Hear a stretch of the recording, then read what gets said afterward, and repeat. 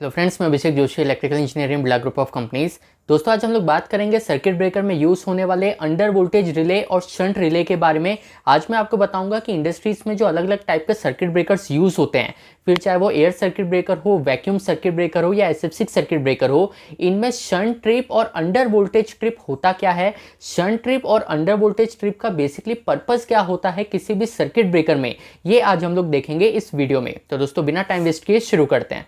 दोस्तों, सबसे पहले मैं आपको बताना चाहूंगा कि किसी भी सर्किट ब्रेकर में अंडर वोल्टेज ट्रिप हो या शंट ट्रिप हो, ये पहले से ही सर्किट ब्रेकर में इनबिल्ट अवेलेबल नहीं रहते। अगर आपको आपके सर्किट ब्रेकर में अंडर वोल्टेज ट्रिपिंग का प्रोविजन चाहिए या शंट ट्रिप का प्रोविजन चाहिए, तो एडिशनल एसेसरीज के तौर पर आप इसको इंक्लूड करवा सकते हैं। इसलिए हर एक सर्किट ब्रेकर में पहले से ही इनबिल्ट अंडर वोल्टेज ट्रिप या शंट ट्रिप अवेलेबल होगा, ऐसा जरूरी नहीं है।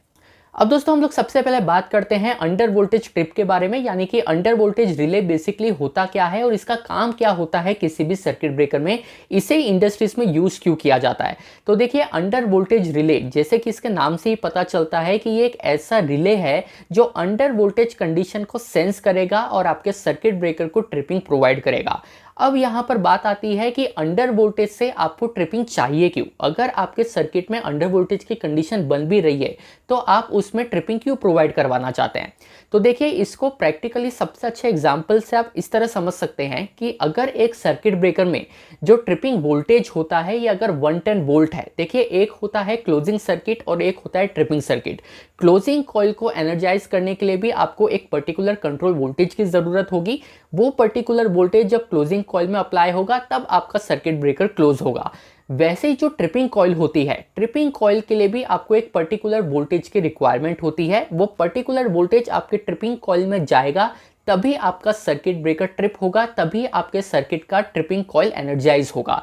तो मान लीजिए आपके सर्किट ब्रेकर का जो ट्रिपिंग कॉइल है ये 110 वोल्ट पर एनर्जाइज होता है। अब किसी भी रीजन से अगर आपके सर्किट का जो कंट्रोल वोल्टेज है ये 110 वोल्ट के जगह 80 वोल्ट या 90 वोल्ट ही अवेलेबल है, तो ऐसे केस में तो आपका सर्किट ब्रेकर कभी ट्रिप ही नहीं होगा, क्योंकि सर्किट ब्रेकर को ट्रिप होने के लिए ट्रिपिंग कॉइल में 110 वोल्ट अप्लाई होना जरूरी है। पर अगर आपके सर्किट में तो 110 वोल्ट अवेलेबल ही नहीं है, आपके सर्किट में तो 80 वोल्ट या 90 वोल्ट ही आ रहा है, ऐसे में अगर सर्किट में कोई भी एबनॉर्मलिटी होती है, कोई भी फॉल्ट आता है, तो आपकी ट्रिपिंग कॉइल एनर्जाइज ही नहीं होगी, क्योंकि ट्रिपिंग कॉइल को एनर्जाइज होने के लिए जो 110 वोल्ट की रिक्वायरमेंट है वो तो आपके सर्किट में अवेलेबल है ही नहीं।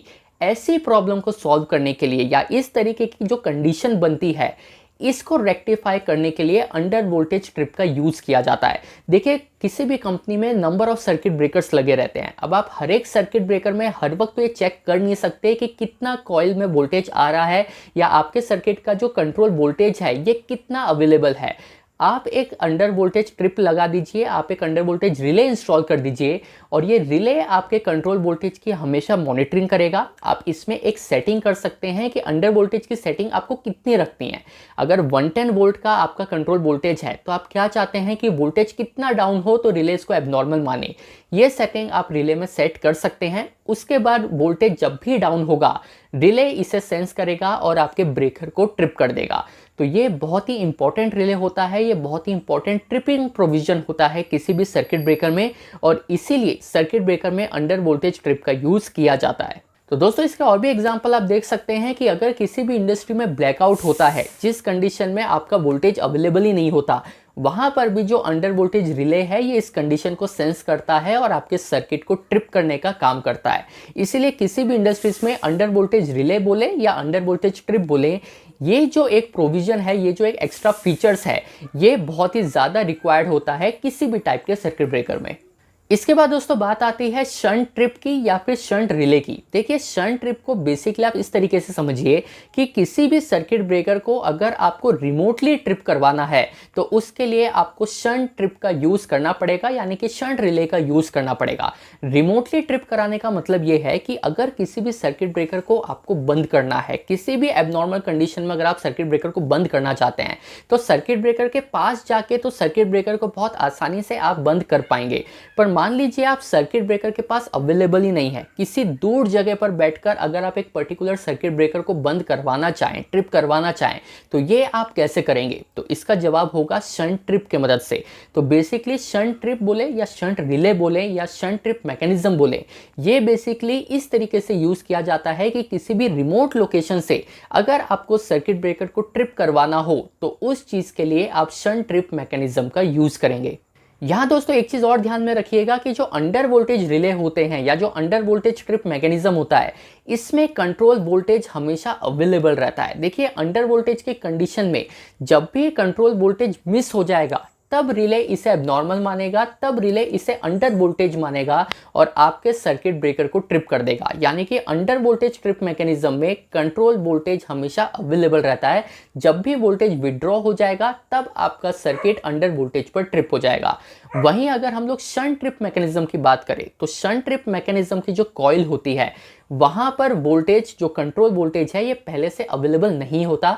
जब भी आपको रिमोटली ट्रिपिंग प्रोवाइड करानी होगी, जब भी आप ट्रिपिंग कमांड सेंड करेंगे या जब भी कोई सर्किट में एबनॉर्मलिटी आएगी, तब इसके कॉइल में वोल्टेज अप्लाई होगा और तब आपका शंट ट्रिप मैकेनिज्म काम करेगा।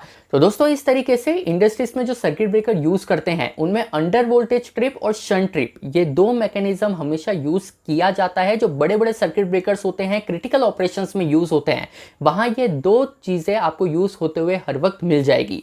तो दोस्तों अंडर वोल्टेज ट्रिप और शंट ट्रिप, ये दो के बीच का डिफरेंस अगर आप समझ पाए हो तो मुझे कमेंट बॉक्स में बताइएगा। और किस टॉपिक पर आप वीडियो देखना चाहते हैं ये भी आप मुझसे कमेंट बॉक्स में शेयर कर सकते हैं। मैं आपसे मिलता हूं कल ऐसे एक इंटरेस्टिंग टॉपिक के साथ। तब तक अपना ध्यान रखिए। Good bye.